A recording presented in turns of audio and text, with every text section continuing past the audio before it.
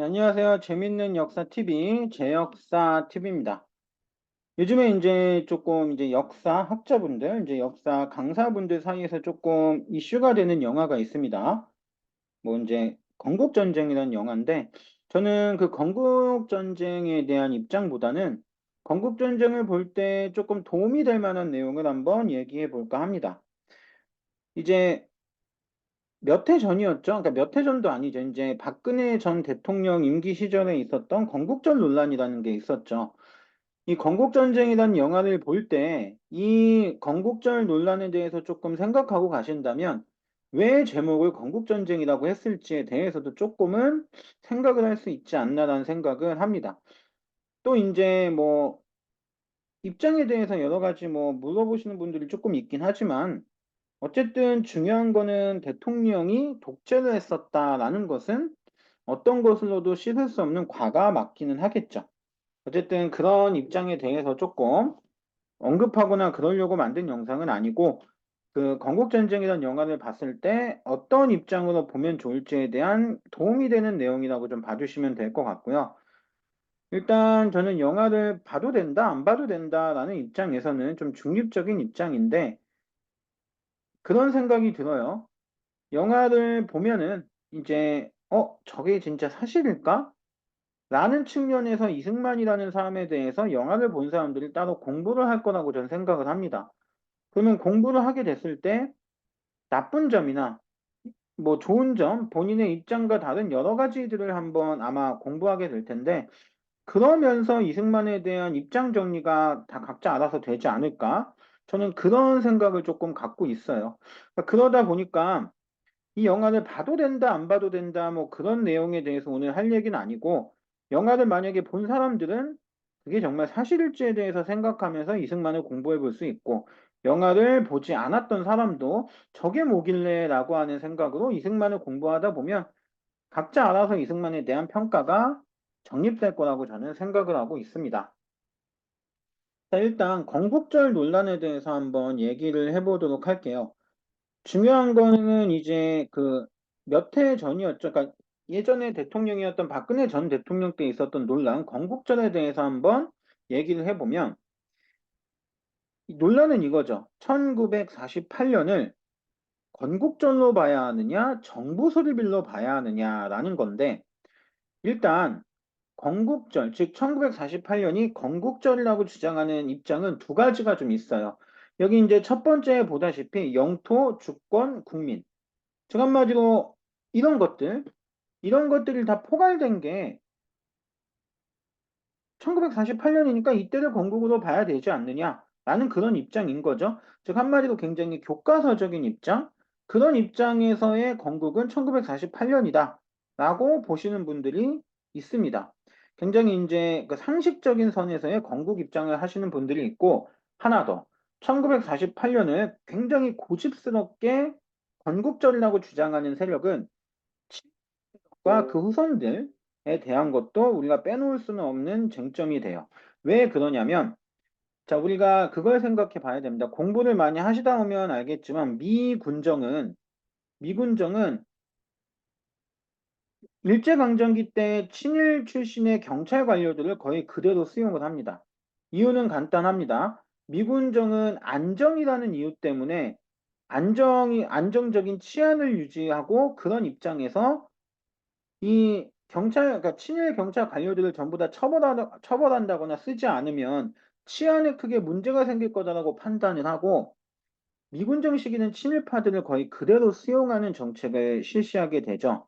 여기서부터가 조금 시작이 될 수는 있다고 보는데, 뭐 여기서 또 오해할 수 있으니까 얘기 드릴게요. 저는 6.25 전쟁 때 도와준 미군 입장이나 우리랑 미국은 굉장한 동맹사이다. 이거는 우리가 이제 한국 전쟁 때 미국이 우리를 도와준 거에 대해서는 당연히 고맙게 생각을 해야죠.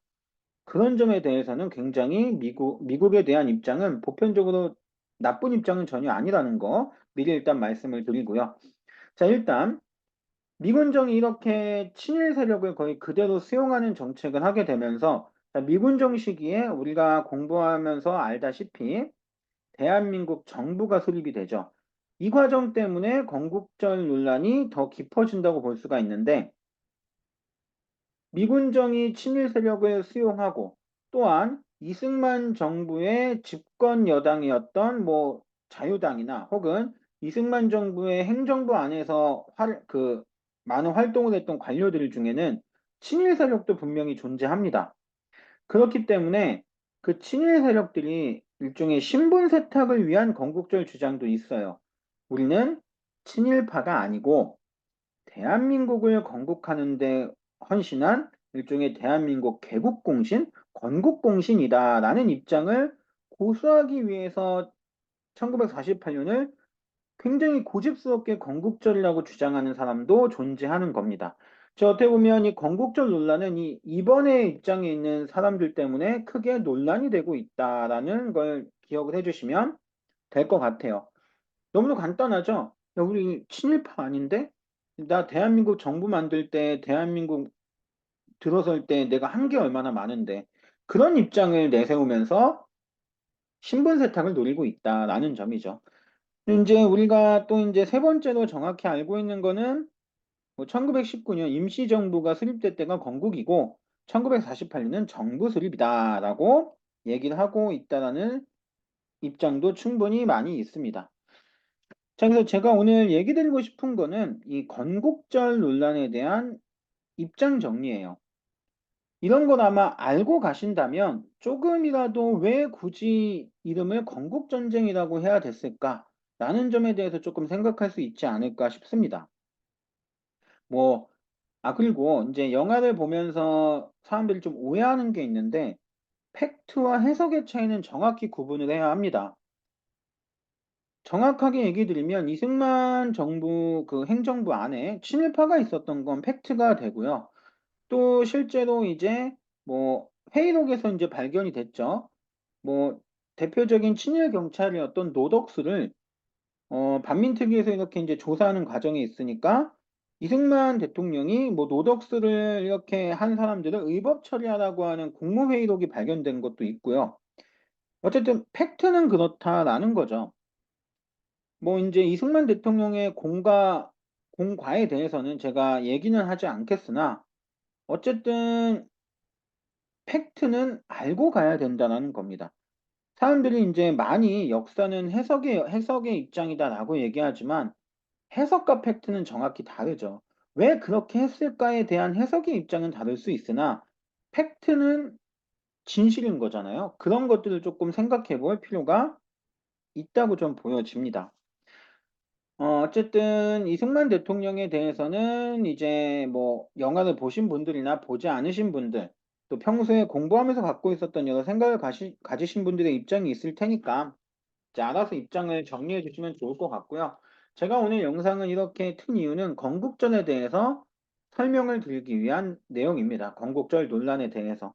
이 내용을 조금 알고 영화를 보거나 혹은 영화에 대해서 생각을 한다면 조금 도움이 되지 않을까라고 생각을 하고 있습니다.